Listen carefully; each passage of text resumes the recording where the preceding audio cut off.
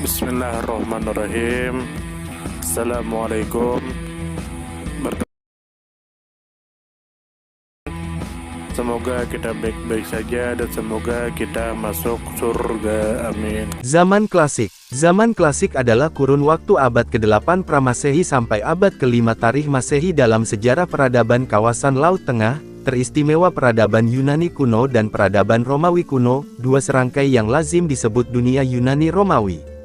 Pada kurun waktu inilah masyarakat Yunani Romawi berkembang dan meluaskan pengaruhnya ke seluruh Eropa, Afrika Utara, dan Asia Barat.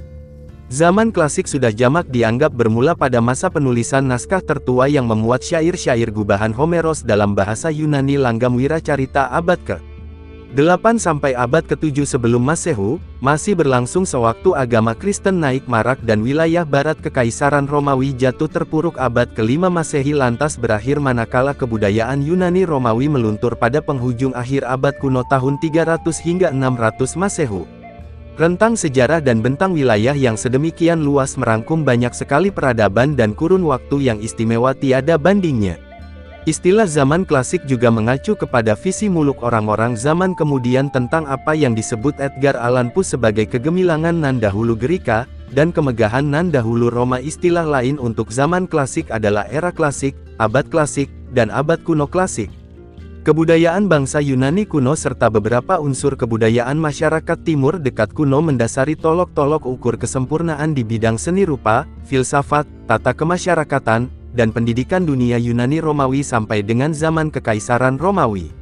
Bangsa Romawi melestarikan, meniru, dan menyebarluaskan tolok-tolok ukur kesempurnaan ini ke seluruh Eropa sampai mereka mampu bersaing dengan kebudayaan Yunani, yakni ketika penggunaan bahasa Latin sudah meluas kemana-mana, dan dunia Yunani Romawi sudah terbiasa bertutur dalam bahasa Yunani sekaligus bahasa Latin.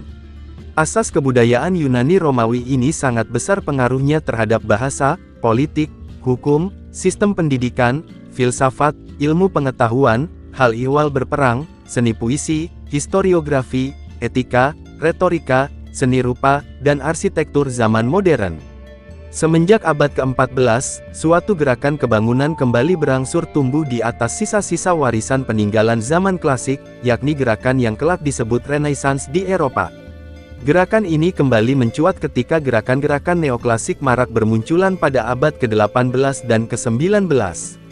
Kurun waktu terawal pada zaman klasik adalah kurun waktu sebelum kemunculan kembali sumber-sumber sejarah secara perlahan-lahan selepas kemerosotan akhir zaman perunggu. Sebagian besar dari kurun waktu abad ke-8 dan ke-7 sebelum Masehi masih merupakan zaman proto-sejarah, manakala piagam-piagam beraksara Yunani ragam tertua mulai marak bermunculan pada paruh pertama abad ke-8 SM. Homeros sudah jamak dianggap hidup pada abad ke-8 atau ke-7 sebelum Masehi, dan tarikh masa hidupnya seringkali digunakan sebagai tarikh permulaan zaman klasik. Pada kurun waktu ini pula Olimpiade kuno mulai diselenggarakan, yakni pada tahun 776 sebelum Masehi. Orang Fenisia mula-mula menyebar dari bandar-bandar Kanaan, dan pada abad ke-8 sebelum Masehi telah mendominasi kegiatan niaga di kawasan Laut Tengah. Kota Kartago didirikan oleh para perantau Fenisia pada tahun 814 sebelum Masehi. Pada tahun 700 sebelum Masehi, orang Kartago telah berhasil mendirikan pangkalan-pangkalan pertahanan di Sisilia, semenanjung Italia, dan Sardinia, sehingga menimbulkan konflik kepentingan dengan Etruria. Sebuah prasasti yang ditemukan di Kition, Siprus, mengabadikan arta kemenangan Raja Sargon kedua atas 7 orang raja di Pulau Siprus pada tahun 709 sebelum Masehi, yang menandai salah satu langkah penting dalam usaha pembebasan Siprus dari cengkeraman orang Tirus oleh bala tentara Asyur. Zaman Yunani Arkais bermula selepas abad ke-8 Yunani. Pada zaman inilah teori politik mengalami kemajuan-kemajuan penting, muncul demokrasi, filsafat, teater, serta puisi, dan terjadi revitalisasi bahasa tulis yang sempat menghilang pada abad ke-8 Yunani. Di bidang pembuatan tembikar, pada zaman ini berkembang langgam orientalisasi, yang mengisyaratkan peralihan dari langgam geometris khas abad ke-8 Yunani serta akumulasi pengaruh dari Mesir, Fenisia, dan Suriah. Langgam-langgam dalam seni kriya tembikar yang dikaitkan dengan bagian akhir dari zaman Yunani Arkais adalah langgam sosok hitam yang mula-mula muncul di Korintus pada abad ke-7 sebelum Masehi, beserta penggantinya, langgam-langgam sosok merah yang dipelopori oleh si pelukis Andokides sekitar tahun 530 sebelum Masehi. Orang Etruski sudah mengukuhkan cengkeraman politiknya atas semenanjung Italia pada penghujung abad ke-7 sebelum Masehi, dan menjadi golongan ningrat serta penguasa di kawasan itu. Kekuasaan orang Etruski agaknya meredup pada penghujung abad ke-6 sebelum Masehi. Ketika itulah suku-suku Italik menegakkan kembali kedaulatan mereka dengan mengasaskan sebuah negara republik, yang menghalangi penguasa untuk berlaku sewenang-wenang. Menurut legenda, kota Roma didirikan pada tanggal 21 April tahun 753 sebelum Masehi oleh Romulus dan Remus, anak kembar keturunan Aeneas, kesatria ningrat asal Troya. Konon kelangkaan perempuan di kota Roma memaksa orang Latini untuk menggunakan tipu daya demi mendapatkan istri. Mereka mengundang orang Sabini ke sebuah perayaan, lalu melarikan anak-anak gadis mereka, sehingga orang Latini dan orang Sabini akhirnya hidup berbaur. Bukti-bukti arkeologi memang menunjukkan tanda-tanda keberadaan sebuah permukiman perdana di lingkungan Forum Romanum pada pertengahan abad ke-8 sebelum Masehi, kendati permukiman-permukiman di Bukit Palatinus mungkin saja sudah didirikan pada abad ke-10 sebelum Masehi. Raja Roma yang ke-7 sekaligus yang terakhir adalah Tarquinius Superbus. Selaku anak dari Tarquinius Priscus dan menantu dari Servius Tullius, Tarquinius Superbus adalah orang Etruski. Pada masa pemerintahannya lah kekuasaan orang Etruski mencapai titik zenit. Tarquinius Superbus menyingkirkan dan menghancurkan semua punden dan mazbah orang Sabini di cadas Tarpeius sehingga mengobarkan kemarahan warga Roma.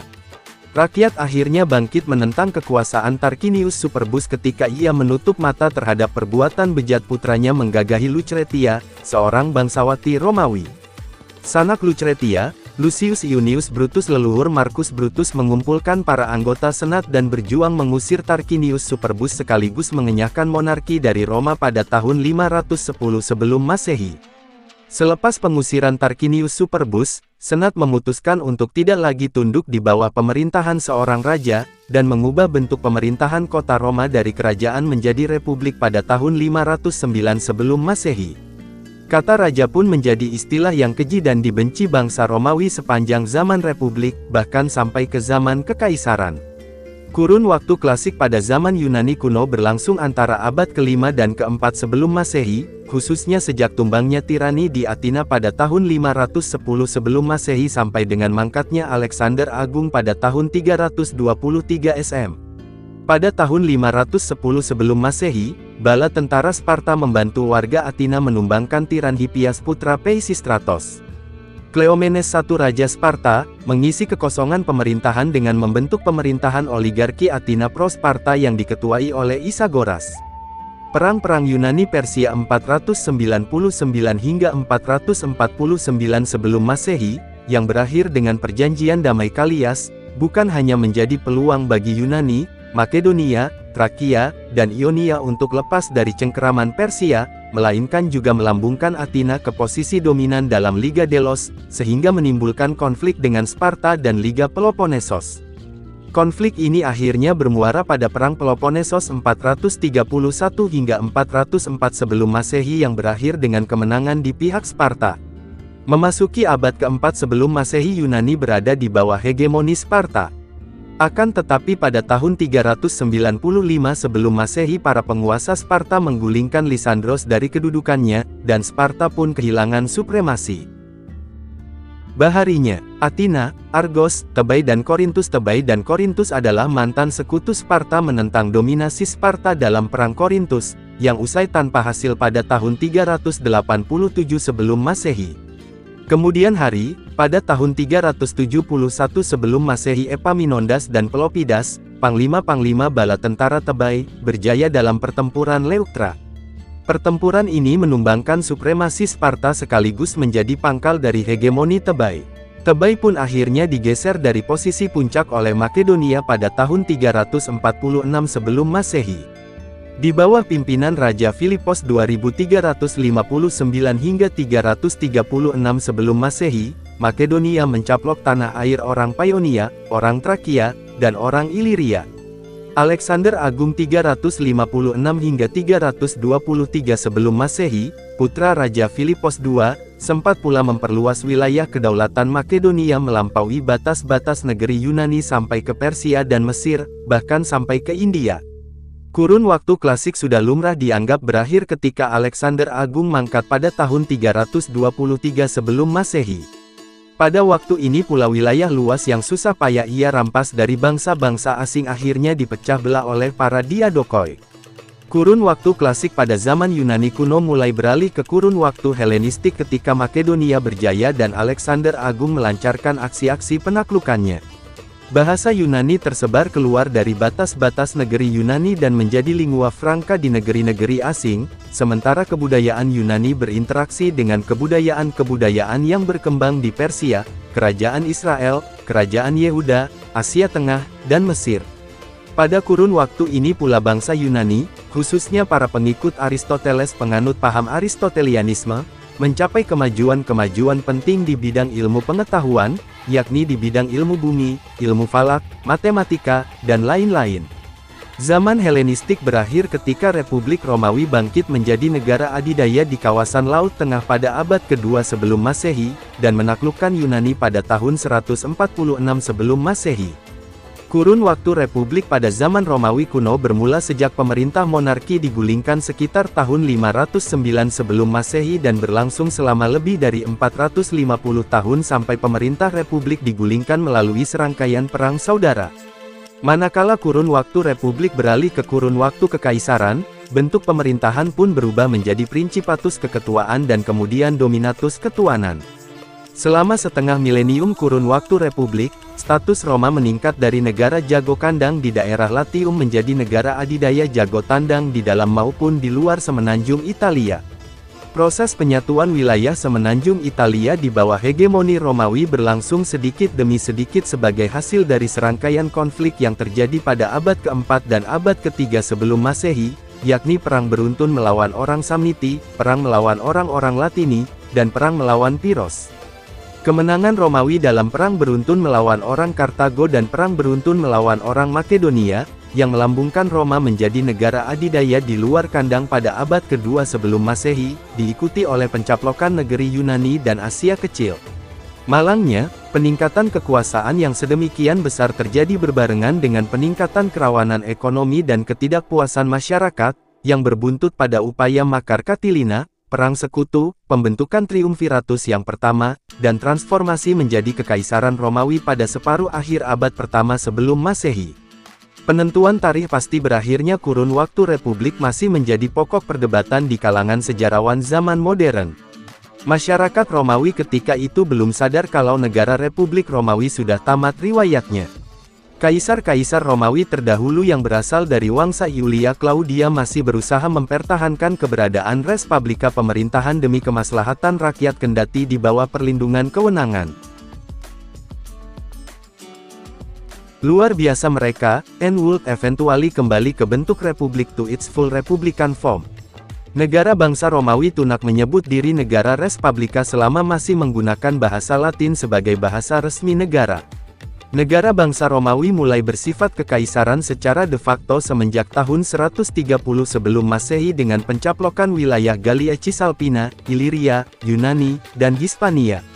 Sifat kekaisaran negara ini akhirnya paripurna dengan pencaplokan wilayah Yudea, Asia Kecil, dan Gallia pada abad pertama SM. Saat keluasan wilayah mencapai puncaknya pada masa pemerintahan Kaisar Trajanus 117 Masehi, negara bangsa Romawi menguasai seluruh kawasan sekitar Laut Tengah, Gallia, sejumlah daerah di Germania dan Britania, semenanjung Balkan, Dacia, Asia Kecil, kawasan pegunungan Kaukasus, serta Mesopotamia. Dari segi kebudayaan, Kekaisaran Romawi sangat terhelenisasi, tetapi juga terimbas maraknya tradisi-tradisi Timur yang sinkretis, misalnya penyembahan Dewa Mitra, ajaran-ajaran Gnostik, dan teristimewa agama Kristen. Kekaisaran Romawi mulai terpuruk saat terjadi krisis abad ketiga. Kendati terkadang disama-samakan, hal ihwal rumah tangga dalam masyarakat Romawi klasik sesungguhnya jauh berbeda dari yang ada dalam masyarakat Yunani klasik. Dalam masyarakat Romawi klasik, para ayah berkuasa penuh atas anak-anak mereka, demikian pula para suami atas istri-istri mereka. Kekuasaan ayah atas anak maupun kekuasaan suami atas istri bahkan lazim disama-samakan dengan kekuasaan majikan atas budak belian. Makna asli kata, famiglia, dalam bahasa Italia sesungguhnya sama dengan makna kata, kulawarga, cikal bakal kata, keluarga, dalam bahasa Indonesia. Baik istilah, famiglia, maupun kulawarga, mengacu kepada orang-orang yang tunduk di bawah kewenangan seorang bapak kepala rumah tangga, termasuk orang-orang yang tidak berkerabat dengannya, misalnya budak-budak belian dan pelayan-pelayan upahan. Dalam ikatan perkawinan, baik suami maupun istri saling bersetia dan saling berbagi harta kekayaan. Perceraian diperbolehkan untuk pertama kalinya pada abad pertama sebelum Masehi dan dapat dilakukan atas kehendak suami maupun istri. Pada akhir abad kuno, agama Kristen terangkat derajatnya berkat jasa Kaisar Konstantinus I, dan akhirnya menjadi agama negara menggantikan kultus penuhanan Kaisar berdasarkan maklumat Kaisar Theodosius I tahun 393. Invasi beruntun suku-suku Jermanik akhirnya menuntaskan keterpurukan wilayah barat Kekaisaran Romawi pada abad ke-5, sementara wilayah timur Kekaisaran Romawi bertahan melewati abad pertengahan. Sisa wilayah kedaulatan negara bangsa Romawi ini tetap disebut Kekaisaran Romawi oleh warganya, tetapi kemudian hari diberi nama Kekaisaran Romawi Timur atau Kekaisaran Bizantin oleh para sejarawan. Filsafat Helenistik berganti dengan perkembangan berkesinambungan sistem filsafat Platonisme dan sistem filsafat Epikureanisme. Sistem filsafat Neoplatonisme kemudian hari mempengaruhi ajaran teologi bapak-bapak gereja. Banyak penulis sudah mencoba menetapkan tarikh pasti dari akhir simbolis abad kuno. Tarikh-tarikh yang paling mengemuka adalah tarikh pemakzulan Kaisar Romawi untuk wilayah barat tahun 476, tarikh penutupan perguruan Plato di Athena oleh Kaisar Justinianus I tahun 529 dan tarikh penaklukan sebagian besar kawasan Laut Tengah oleh bala tentara Muslim tahun 634 hingga 718. Penaklukan Suriah tahun 637, Mesir tahun 639, Siprus tahun 654, Afrika Utara tahun 665, Hispania tahun 718, kawasan Selatan Galia tahun 720, Kreta tahun 820, Sisilia tahun 827 dan Malta tahun 870 maupun aksi-aksi pengepungan ibu kota wilayah timur Kekaisaran Romawi, aksi pengepungan Konstantinopel tahun 674 hingga 678 dan aksi pengepungan Konstantinopel tahun 717 hingga 718 yang dilakukan bala tentara Muslim merusak sendi-sendi ekonomi, kebudayaan, dan politik yang menyatukan kebudayaan-kebudayaan klasik di kawasan sekitar Laut Tengah dari generasi ke generasi, dan menamatkan abad kuno. Senat Romawi masih terus menerbitkan maklumat sampai menjelang akhir abad ke-6, dan Kaisar Romawi Timur terakhir yang menggunakan bahasa Latin sebagai bahasa sidang majelis istana di Konstantinopel adalah Kaisar Mauritius, yang bertahta sampai tahun 602. Pemakzulan Kaisar Mauritius melalui dahagi yang dilakukan angkatan bersenjata Satuan Donau di bawah pimpinan Panglima Phocas memicu invasi orang Slav atas semenanjung Balkan, memundurkan budaya perkotaan Balkan dan Yunani yang memaksa masyarakat penutur bahasa Latin di semenanjung Balkan untuk mengungsi ke daerah pegunungan, baca artikel asal-usul orang Rumania, serta memancing timbulnya Perang Romawi Sasani 602 hingga 628 yang berbuntut pada pencaplokan semua kota besar wilayah timur selain Konstantinopel. Kekisruhan yang diakibatkannya baru reda sesudah aksi-aksi penaklukan yang dilancarkan kaum Muslim pada abad ke-7 menuntaskan hilangnya kedaulatan Kekaisaran Romawi Timur atas semua kota besar selain ibu kota. Kaisar Heraklius di Konstantinopel, yang memerintah pada kurun waktu ini, menggunakan bahasa Yunani alih-alih bahasa Latin sebagai bahasa sidang majelis istana, kendati bahasa Yunani memang sudah sejak semula menjadi bahasa ketatausahaan di daerah-daerah wilayah timur Kekaisaran Romawi. Sendi-sendi pemersatu timur hingga barat pun melemah dengan berakhirnya zaman kepausan Bizantin. Konstantinopel, ibu kota Kekaisaran Romawi Timur, menjadi satu-satunya kota besar peninggalan Kekaisaran Romawi terdahulu yang masih dikuasai bangsa Romawi, sekaligus menjadi kota terbesar di Eropa. Sepanjang milenium berikutnya, budaya Romawi kota Konstantinopel lambat laun mengalami perubahan, sehingga para sejarawan zaman modern merasa perlu mengubah sebutan Romawi menjadi Romawi Timur atau Bizantin, kendati banyak buku, arca, dan teknologi zaman klasik maupun khazanah boga dan tradisi-tradisi keilmuan Romawi klasik masih tetap lestari di negara Kekaisaran Romawi Timur sampai ditemukan kembali pada abad pertengahan oleh Laskar Salib dari Barat. Warga Konstantinopel bahkan masih menyebut diri orang Romawi, demikian pula pihak yang menaklukkan mereka pada tahun 1453, yakni orang Turki Utsmaniyah. Budaya dan ilmu pengetahuan zaman klasik yang masih lestari di Konstantinopel dibawa serta oleh warganya yang mengungsi ke barat pada tahun 1453 dan turut berjasa mencetuskan Renaissance. Perubahan struktur sosial ekonomi yang berlangsung perlahan, ruwet, dan bertahap dalam perjalanan sejarah Eropa lah yang akhirnya bermuara pada peralihan dari zaman klasik ke abad pertengahan, dan tidak ada tarikh tertentu yang dapat ditetapkan sebagai tarikh terjadinya peralihan tersebut. Di bidang politik, gagasan dari penghujung zaman Romawi kuno tentang kekaisaran sebagai sebuah negara sejagat, yang dikepalai satu orang pemimpin tertinggi pilihan Tuhan, bergandengan dengan agama Kristen sebagai satu agama sejagat, yang juga dikepalai oleh satu orang batrik tertinggi, terbukti sangat berpengaruh, bahkan sesudah pemerintahan Kekaisaran Sirna dari wilayah barat. Kecenderungan berpola pikir seperti ini memuncak ketika Karel Agung dinobatkan menjadi Kaisar Romawi pada tahun 800, yang bermuara pada pembentukan Kekaisaran Romawi Suci. Gagasan bahwa kaisar adalah kepala monarki yang mengatasi raja muncul untuk pertama kalinya pada kurun waktu ini. Menurut gagasan politis ini, akan selalu ada negara semacam Kekaisaran Romawi, yakni negara dengan yurisdiksi seluas dunia beradab. Pola pemerintahan semacam ini tetap lestari di Konstantinopel sepanjang abad pertengahan. Kaisar Romawi Timur dipandang sebagai penguasa tertinggi seluruh dunia Kristen. Batrik Konstantinopel adalah rohaniwan tertinggi di Kekaisaran Romawi Timur, tetapi ia tetap kaula kaisar, wakil Tuhan di muka bumi. Rakyat Kekaisaran Romawi Timur dari generasi ke generasi tetap menyebut diri orang Romawi sampai dengan berdirinya negara baru bangsa Yunani pada tahun 1832. Seudah Konstantinopel jatuh ke tangan bangsa Turki pada tahun 1453, Parasar gelar yang diambil dari kata Caesar di Rusia menyatakan diri sebagai pelindung agama Kristen Ortodoks. Moskwa pun disebut-sebut sebagai Roma ketiga, dan Parasar memerintah selaku kaisar pilihan Tuhan sampai dengan abad ke-20. Sekalipun kekuasaan sekuler Romawi Barat sudah sepenuhnya sirna di Eropa, jejak-jejaknya masih tertinggal. Lembaga kepausan dan gereja Katolik masih melestarikan bahasa, budaya, dan kepandaian baca tulis Latin selama berabad-abad. Sampai sekarang pun Paus masih digelari Pontifex Maximus Imam Besar, salah satu gelar kaisar pada zaman klasik, dan dunia Kristen menjadi penerus peradaban Eropa bersatu, bahkan sesudah kesatuan politiknya sirna. Gagasan politis tentang kaisar di barat yang sederajat dengan kaisar di timur masih tersimpan dalam ingatan orang kendati wilayah barat Kekaisaran Romawi sudah runtuh. Gagasan ini dihidupkan kembali dengan penobatan Karel Agung pada tahun 800, dan negara yang menyebut dirinya Kekaisaran Romawi Suci pun merajai kawasan tengah Eropa sampai tahun 1806. Gagasan Renaissance tentang nilai-nilai luhur Romawi klasik yang hilang di lamun abad pertengahan masih kuat mengakar dalam ranah politik Eropa pada abad ke-18 dan abad ke-19.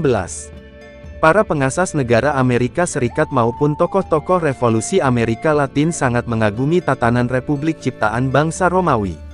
Alih-alih menggunakan istilah-istilah Inggris yang sudah lazim seperti Commonwealth persemakmuran dan parlemen-parlemen, Amerika Serikat justru menggunakan istilah-istilah Latin.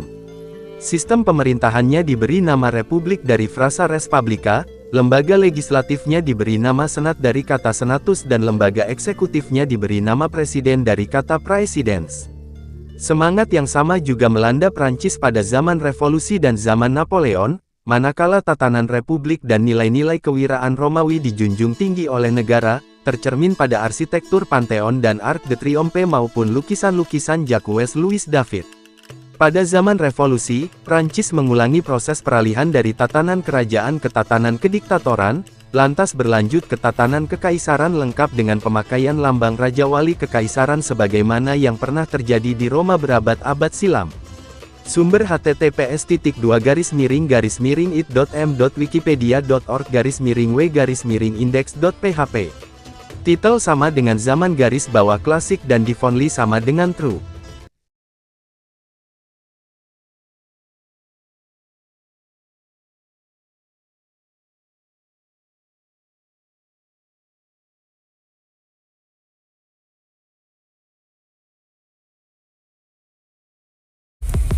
Terima kasih banyak. Mohon maaf jika ada salah. Semoga kita masuk surga. Semoga kita semua disehatkan badan, dilancarkan rezeki, dikabulkan segala hajat. Terima kasih banyak. Sampai bertemu di pertemuan selanjutnya. Salam damai. Terima kasih, semoga kita baik-baik saja. Mohon maaf. Terima kasih, semoga kita baik-baik saja. Mohon maaf.